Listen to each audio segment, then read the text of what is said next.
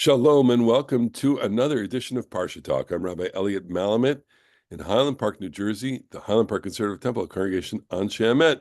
And joining me are my good friends, Rabbi Jeremy Kalmanofsky, Anshe Chesed, New York City, Rabbi Barry J. Chesler, Solomon Schechter, Day School of Long Island. We're recording this. Today is day 327 of the war and the ordeal of the hostages. We pray for their release. We pray that they can come home. That's just there's no other thing to say at the beginning of teaching. We've been devoting ourselves to praying for their release for 11 months now. It's hard to imagine that for many who observe the recitation of Kaddish that it's 11 months that recitation now has concluded over this week, that those are commemorations that are taking place. And of course, rejoicing in the release of one hostage, the discovery and his rescue, Farhan Al-Qadi, and just the amazing and the sense of joy. I watched these scenes as he was meeting his family. It's there's something very deep going on in this. And of course, there's something deep going on in this amazing Parashat Re'eh this week. I would like everyone to turn to Rabbi Barry Chesler's Facebook page, in which he gives a wonderful Dvar Torah on the opening verses of Parashat Re'eh, because today was the first day of school for you, right? Yesterday, but Yes, you published it this week. So you want to just give a little short form of the Dvar? It's about choosing. well, it's sort of hard to give a short form, but basically the verses at the beginning of the Parsha talk about the blessing and the curse that will come on the people if they either obey the word of the Lord or they disobey him. And what struck me is that the verses use both the word for seeing, re'eh, and for hearing, tishma'u, which both in Hebrew and English also have the connotation of understanding. Now, we often say, I hear what you're saying, or I hear you, I see what you're saying, and it means that we understand. And in order for the Israelites to make sense of their world, they have to attune themselves to the word of God. And then, I told a couple of Hasidic stories, which you could read on my Facebook page, which have wonderful implications for teaching. And that was it. And Can I ask Barry, because your former student Omer Nutra was a student at Solomon Schechter, Long Island, has the school continued to make an enormous deal? His parents? Omer Nutra's a hostage. Yes, Yes. So yes, they, people participate in some of the activities on the island. It's a tradition to mention the day in morning minyan. And in the gym, there's a picture of Omer's under, and the sign says that we play for Omer, which is a nice play on words, if we don't misunderstand my use of the word nice. So, because he was an athlete in the school. So amazing. Okay, so Vayakiv Yacha Adonai Elohecha, God is going to bring you into the land, and you're going to inherit it, and the blessings will go on Har Grizim and the curses on Har Eval. We're not going to talk about that, but I want to just move into chapter 12, and in the Dvar Torah, Mary, you call it, this is a code, right? And so what we get now in this parsha in particular is really another shift. And what we're going to get for several chapters and several parshas is a code, an extensive code. This code, it begins with rules pertaining to the land that you're going to inherit. It's not a land that is, it's not a blank slate. It's not a blank land. It's people live there. And there are holy places in this land, places that belonged to other peoples. And I mean, it's harsh to read this. We have a certain kind of relationship to the violence that is being commanded here, provided that you have this power, and I think that there is historically this kind of it's a relationship between the other peoples living in the land, and your sovereignty in the land, and what you're supposed to do to them, destroy their holy places, notwithstanding the fact that in the history of religions, one person's holy place, the previous religion's holy place becomes your holy place. We note that, I mean, even in the most banal sense in America, when Jews lived in certain neighborhoods, you can go through those neighborhoods and you'll see that all the synagogues are churches, notwithstanding the fact all the churches have the churches have the Shnei Luchot Habrit or a Star of David. I'll tell you something. I was a rabbi in Montreal for 4 years, from 1990 to 1994, and Nebuch, the synagogue, did not survive, and the synagogue was sold to a mosque, and that synagogue is now a mosque. And so in a sense, there's still quite a large Jewish community in the West Island of Montreal, but that they see a former building, that was a Jewish building, now is an Islamic center. So, and we have this relationship with churches and other religions. I mean, you can go to different parts of every city, every big city in America, and see some of that story. So things don't get destroyed, is what I'm saying. So I think, though, there's an important point to be made here, because what we have, on one hand, as you correctly note, this anthropological phenomenon of new peoples and religions taking over the old holy sites, because there's this idea that once a place becomes holy, it remains holy. The people come and go, and they change the kind of holiness, but the holiness stays. But the problem from a religious point of view is the problem of syncretism. How do you make the holy site your holy site and completely divorce it from all the holiness that came from the previous religion? And I think that's part of what the Parsha begins to address, because the Bible certainly perceives idol worship to be a serious danger. And the only way to combat that danger is to completely destroy it, eradicate it. Right. Our problem living today is that I don't know that we really see idol worship as such a serious problem. And we come from a society that encourages us to live and let live, to borrow a phrase from Wings. That was live and let die. Oh, sorry. And so it becomes more jarring to us and to our modern ear, because we don't believe in total destruction. No, and we regard the religions that coexist with us not as idolatrous religions. Islam and Christianity are not idolatrous religions, and that there's some deep halacha, with regard to that, in terms of how Judaism ought to relate to those religions. But I would say, just in terms of architecture alone, I think it's rare that synagogues will take a church building. I don't know examples offhand. Maybe there've been, but church, at least in the Catholic churches, they're quite Christological in terms of the architecture. They're the shape of the cross. They're the shape of the cross. So well, right. I mean, Christianity can make the claim that they came from Judaism. So the Jewish symbols can be, this is part of our ancestral past. Yeah. But there's not much that we could do to work with Christian symbols in a Jewish context. All right, let's shift. I just want to point out in the Parsha, let me make sure I've got this right. I think it's chapter 13, verse 18. Let me just see if I've got this right. That's the prophet. If you heard it said,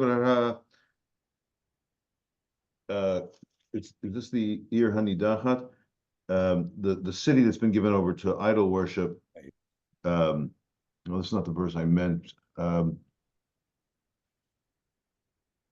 Well, okay, it's if the city's been given over to idol worship, it has to be utterly destroyed. Let nothing that has been doomed stick to your hand. Lo yidbak biyadcha me'uma min hacherem. That's the phrase I was thinking about. But what this means is that the idols and anything that was like appertaining to the idols whatsoever, you might say, well, this is pretty or whatever.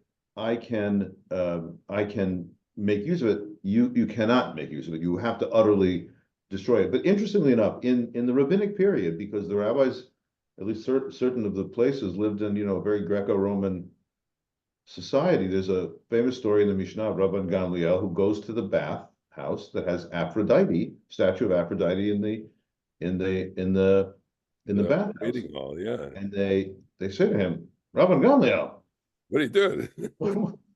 what's a nice Jewish boy like you doing in a place like this?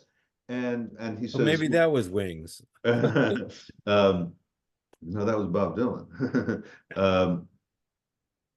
And he says, well, I didn't go into her bathhouse. They put a statue of Aphrodite in my bathhouse. There you go. So the rabbis themselves, the Bible's uncompromising. The rabbis who live in a Greco-Roman world where there are lots of idols are somewhat more compromising. They figure out ways to make it work. And the concept, this is really interesting. There's a concept, and this is true in Roman custom or law or whatever, that when a person fell out of favor with the emperor or whatever, they would smash a statue of that person, and then you would know that Augustus Philippius or whatever the guy's name is out of favor. And so it's a halakha that if a worshiper of that faith destroys or mars the idol, it's like that other Roman practice. So Venus de Milo, okay, let's just say the Venus de Milo, let's just say she's worshipped, but somebody cut her arms off. Well, now you're cool, because the idol worshiper themselves has said, I don't venerate this object. And so that kind of frees it from its status as cherem, which all this is in Tractate of Avodah Zarah. It's kind of, I think it's interesting. It is fascinating, and of course it speaks to the idea that there's a relationship here between the sovereign, the people who are sovereign in the land, power, and the people that have to live there, and you just don't go around smashing idols of the people that rule the land. I don't think that's a good policy. We don't really want. I don't think any of you guys want to be too Taliban-y. Right. So it's interesting. We might point out here that the issues that we're talking about raise a fascinating discussion about the relative positions of the traditional view, where Deuteronomy is part of the prehistory of the Jewish people, as they're on the east side of the Jordan, about to enter the land. So it's describing what is going to happen. And the modern critical theory, which suggests that Deuteronomy is from the 6th, 7th century before the Common Era, when they've been long settled in the land. And it's actually looking back at their entrance into the land. And it's hard to believe that there were, notwithstanding King Menashe, as much idol worship as the Parsha here describes, perhaps.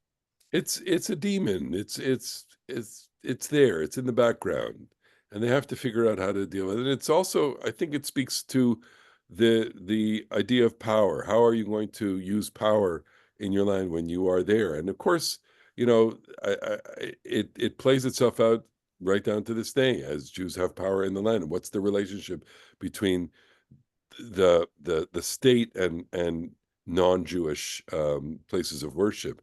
I think it can be a very delicate conversation, because there certainly are some Jews that would like to see no place for non-Jewish people, that would, and holy places, etc. We won't get there. What I want to focus on, though, is so the Parsha introduces a concept that's going to really continue in Dvarim for this Parsha, next Parsha, and we'll see it a couple of times. Others, Makom Asher Yivchar, the place that God chooses, And that's the place that will be the focal point of everything, your focal point of worship. For example, chapter 12, verse 6, you will bring all of your sacrifices there. You will bring all your tithes there, all your vows, the firstlings of your flock, etc. And I'll read verse 7, V'achaltem sham, you'll eat before God, usmachtem, and you will rejoice. Usmachtem, with all the, everything that your hands have brought, you and your households, everything that God has blessed you. And we see usmachtem, we see rejoicing several times now in Dvarim. It pops up, I don't know, about a dozen times in this parsha. Jerry, I had you do a search on that. We see it later on in verse 12:12. Usmachtem lifnei Adonai Elohechem. You should rejoice. And if you go to the end of the parsha, which talks about the holidays, we have this usmachtem, you're to go and rejoice, etc. So I wonder if usmachtem means actually rejoice, A. B. I wonder if this is an easy commandment or a hard commandment.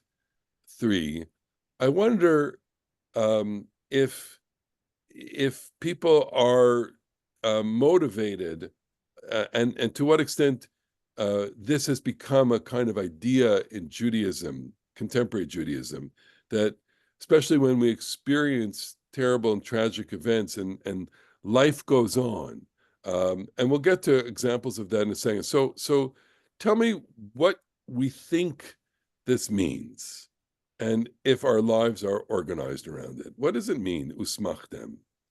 Want to try that, Jerry? Okay. I really like the where you were going to about what it might mean in our lives, but to start with just describing something textual, I think that the verb, especially as it relates here in Deuteronomy, I did a little, thanks to the compendium of all human knowledge, I did a little search, and the verb sameach as a verb appears 10 times in Deuteronomy, only 2 other times throughout the rest of the 5 books of Moses, a small number of other times sprinkled through the Tanakh. And in Deuteronomy, also in Vayikra, it seems to me that the tight translation of sameach as a verb is to celebrate, in which case it means something ritual. You go to the pilgrimage site and you participate in the communal celebration, very heavily tied to consuming nice food, right? So you have this party, you participate in the party. For that reason, as it's used in Deuteronomy as a verb, I don't think that it means feel happy. I think it means participate in the celebration. Of course, if you're eating and drinking and having wine and having a barbecue and things that they did on pilgrimage, it probably tracks to feeling happy as well. But I don't think that, just like V'ahavta et Adonai Elohecha doesn't mean feel love, it means show loyal love.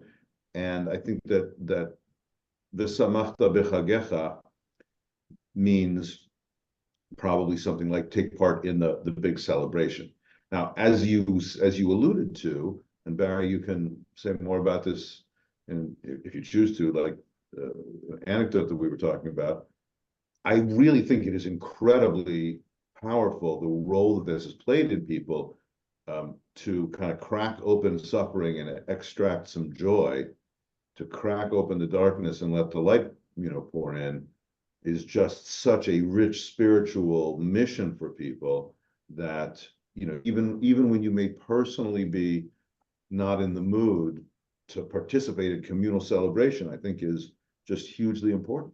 So on the one, I almost think in logistical terms, we've all planned events, right? We've all had simchas in our families, bat mitzvahs, a wedding here, a wedding there, right? And so these require tremendous logistical, apparatus and thought and planning and money and lots of things. I mean, as you were talking, I'm thinking like, okay, who gets the band?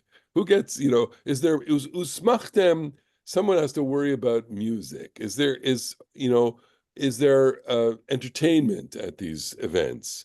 Or is it, let's all get together and have a barbecue and have a party and have a feast? Is it simply mean feasting? And we know that joy will come as a byproduct of it, or is joy the intention of this? And again, this is where I kind of want to go, which is, um, am I literally being told, take your emotional life and flick the switch from your normal quotidian despair and the way that you have to go through life, and flick the switch and just be happy? Is it that simple? Can we just flick a switch, or Well, is there something deeper?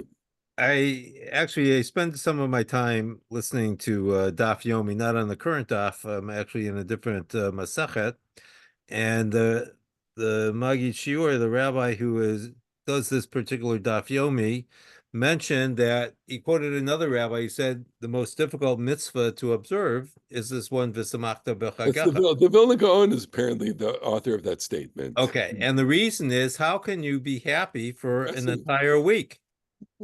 Right? You have to be happy for the 7-day or 8-day festival, and it's practically impossible. To But I wanted sustain. to suggest something. So one of the things that we didn't quite mention is that when the Torah reading this week calls for the centralization of the cult, where it says you shall worship the Lord in the place that I will choose, it is a religious revolution in Israel, because what had previously been a local pilgrimage to the local shrine now becomes a pilgrimage to Jerusalem. And whereas you used to bring your sacrifice a little journey, perhaps a couple hours at most, to a place nearby, now you have to go to Jerusalem. And that necessitated a change in the structure of the holidays, which could no longer take place during the harvest time, because a farmer can't leave his harvest until all the crops are brought in.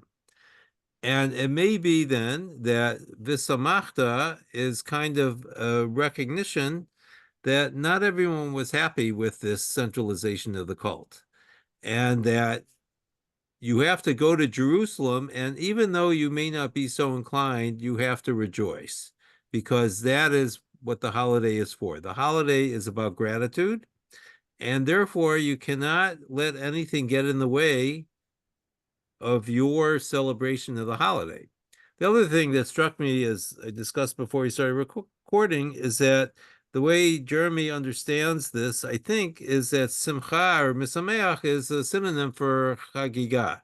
That simcha, the rejoicing or celebrating, replaces the verb and the noun that's more commonly used, chag or chagiga, because this is now a different kind of a pilgrimage.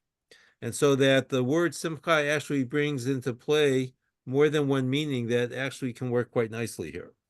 I just want to pick up on one idea, which is lots of things can happen when you bring a lot of people together. What you're saying is that if there's a latent hostility or difficulty in the centralization of the worship, and that people may be upset about that, then things can turn. We're recording this. This is what are we, 1 week or 2 weeks after the Democratic Convention? Not that we want to go, be political here, but what we saw was a lot of people got together. A lot of people got together, and I guess in the background, in the deep background, was this kind of fear that what would happen at this convention would be a repeat of what happened 50 years ago, right? Because 50 years ago, it turned against everybody. It became, battles in the streets and riots, and lots of people got messed up. And there was a lot of fear that, you put, a few thousand people together, tens of thousands of people together, and it can go down a hand. And we all know that when you put a lot of people together, the crowd begins to have a life of its own. And So what we're saying is, let's keep it joy. Let's keep it usmachtem. I don't know if you have a reaction to that. I don't know. Okay. I think that's very insightful. I mean, nobody gets in fights if they're not bumping up against each other, and so that's just a lovely. I mean, we always get a little nervous. I mean, we were at the big rally back in Washington back in November, December, Yeah. November. Yeah, things could have turned really ugly there. It was amazing. Well, and we're speaking about this also as the new year begins on university campuses, Sure. and while in the end of the day, I mean, while in the end of the day, I think here I am, 16 blocks south of Columbia. I would describe, without having been personally, I was on the campus a couple of times, pay close attention to what was going on. I would describe that harassment happened, but violence didn't happen. Like people didn't, mean things were said, intimidating things were said to Jewish students. I understand that they would feel harassed, but that nobody got, except in one odd case, was there physical violence. So we say that we're having this conversation also on the eve of what may be a tense period in the lives of our Jewish students in schools. Let's go to the idea of, you have to flick the switch, and that is a very powerful idea in Judaism. Look, we've all had this experience this year. On Shmini Atzeret, the news began for us about October, what was happening, and I knew that I had to shift gears immediately and convey to the shul, this is what's happening. We know what's happening, and we don't know we don't know where it's going from here. The next day was Simchas Torah, so then the question was, how do you do Simchas Torah in this environment? We already know that dozens of people have been killed. We didn't know that 1,200 people were killed. And then for the weeks afterwards, as the Jewish year was kicking in, there was this question: what's the tightrope we're on? We have the normal life cycle events, simchas, gatherings, kiddushes, concerts, all that. At what point do you say, I need to hold on to what we're going through, and I need to embrace the usmachtem part?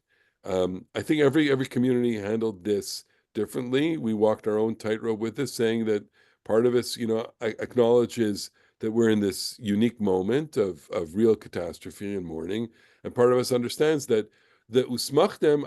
I'll throw this out. It's usmachtem is another way of saying uvacharta v'chayim. You have to choose life. You can't just live in wallowing in depression. And you see, I took the cues from Israel itself, from Israelis. There were people who said we planned our wedding for after Simchas Torah. We're still having the wedding. There was this amazing story where a couple got married. Both parents of the groom were killed, and they insisted on having the ceremony like the day after the Shiva, and saying we have to go on.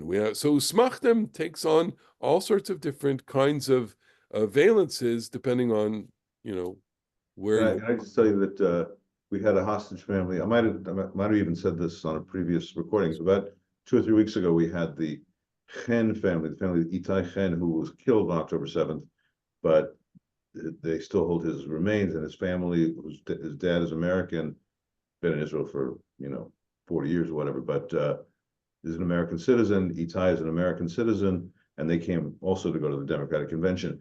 Itai was the second of 3 boys, the third child on Monday. So that was Black Shabbat. That was Shabbat Shechorah was October 7th. That means Monday is the 9th. He was coming to have his bar mitzvah in his local synagogue, and Tzahal shows up, the IDF shows up on the family's door to inform them that his brother is, at that point they don't know he's dead, but his brother's in Gaza, and the parents just stop them and say, we're going for our son's bar mitzvah now. come with us. So the officers go with them. They have the bar mitzvah. Then they come back home to inform them that their son is being held in So hospital. there you go. This is a perfect example, and there are dozens of these kinds of stories where people say, we have to go on, and we're not going to, we demarcate zones in our life for mourning, and we also demarcate from those zones into joy. And I don't think you use the flip the switch metaphor, which is not exactly hitting exactly right with me, because that sounds like, people are called upon to do a kind of gymnastics or an emotional gymnastics that seems unrealistic. What I do think is that we have the resources to be able to contend with more than one emotion at a time. I think that people can feel themselves part of something that even though they may have significant sorrow, they can also find a way to smile or connect. It's the concept, why, for example, does a holiday cancel out Shiva? Because the joy of the collective trumps the sorrow of the individual, and the individual is said to throw themselves into the collective. It doesn't mean that the individual is not still sad, but it's not only these feelings that you have, it's the way you have of expressing them. And so Shiva is not just a feeling, but it is an expression, a ritual expression of behavior that gives voice to mourning. And what we're saying is, no, that's not the right way to behave in this community right now. You got to be honest to your feelings. I'm not telling anybody to. I mean, it would be neurotic to just paper over your feelings. Be honest to your feelings. Treat them seriously, and you can feel more than one thing at a time, and you are also part of this collective, and you got to behave like that. So Yeah. I wanted to offer a slightly different take on this. There's a well-known law in Judaism where if a funeral procession and a wedding procession are coming on the same road and there's only room for one of them to pass, the wedding ceremony has precedence over the funeral.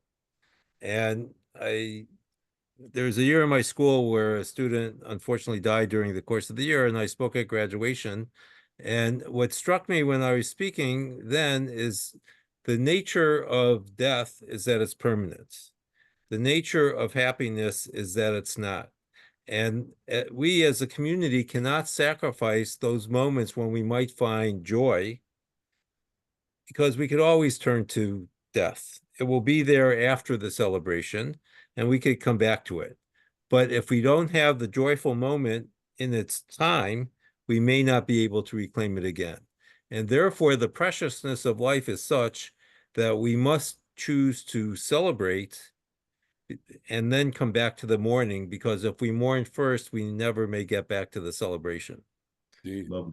Look, this is going to be a theme that we're going to come back to in Dvarim, certainly towards the end. We have just a couple of minutes. I want to turn to the Haftarah, one line in the Haftarah, which is so important, because it's quoted very often in the Talmud and other sources. I'm referring to the line that says in chapter 54 of Isaiah, in the Haftarah that begins with the words Ani Asora, the tempest storm, you are tempest tossed. V'chol banaich limudei Adonai. Let all your children be disciples of God. V'rav shlom banaich, and may all your children have great peace. Okay. And the Talmudic quote is, do not read Banaich, but read Bonaich. Do not read it as your sons, or your children, read it as your builders. And that it starts with the teaching is Tamidei Chachamim Marbim Shalom Ba'olam. Scholars, sages, students of Torah are to bring peace to the world. And they base it on this reading of the verse. So my question really is, well, I don't want to say is that true that scholars bring as an aspiration for creating a peaceful world. Um, well, is how does Torah work then as part of creating peace in the world, right? And I'll throw this out, which is that when we all share Torah together, we may disagree and interpret, but um, the aspect of sharing it and the aspect of all belonging to the same text, I think knits us together. Uh, no matter what much we would disagree on it, we there's there's something that we're adding to the world, I think, as a Gotta as be. But it's interesting that Jewish study is a culture of disagreement. It's not a culture of agreement. It's not consensus views. Every page of the Talmud has, Rabbi Yehuda says this and Rabbi Meir disagrees. Every page of the Talmud has, Rab says this and Shmuel disagrees. And clearly, rabbinic culture prizes the stuff you learn when you have to argue and disagree and you have to persuade somebody else of your position or you have to explicate your position. So there's going to be a lot of evident disagreement, and it might not look like peace, but the famous Rav Kook from Lithuania and the land of Israel in the first third of the 20th century, the elder Rav Kook, Rav Avram Yitzchak Cohen Kook, said that people mistake unanimity for true peace. It's just really narrow. The true peace is when every view gets explicated fully, and you see that it all comes together in a much bigger kind of spectrum or a bigger kind of mosaic, and you discover what the right place is and what the right contribution is, what the right context is for each kind of view. So the apparent disagreement that one might hear if you went into a classical Jewish study house is kind of masking an underlying unity, which is what you were pointing to, Elliot, which is that we can be together in a project, and even if I behave differently than you, or even if I argue differently than you, that's the shalom, is that we are part of this meaningful discourse around the Torah. what I want to say is I disagree with you. Yeah. But So, I don't. And here we'll conclude. Go ahead, Barry. You'll okay, take. so what I would draw our attention to is the last verse of the Talmudic passage, Adonai Oziemu Yitain Adonai Yivarech et Amo B'Shalom, that God gives strength to his people and blesses them with peace. And we might think that peace is something that is bestowed upon us.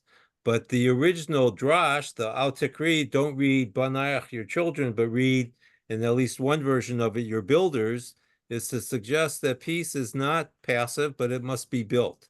It requires more than God's blessing. It requires human initiative. And therefore, when we take the time to build peace, we might be able to draw down peace from heaven. And that would be a lovely way to conclude our Parsha Talk. First, we want to thank everyone for watching, for listening. We are very, very touched that you spend the time with us. And we wish everyone a beautiful Shabbat, peace for Israel and the Jewish people throughout the world. And Shabbat Shalom, a Shabbat of peace.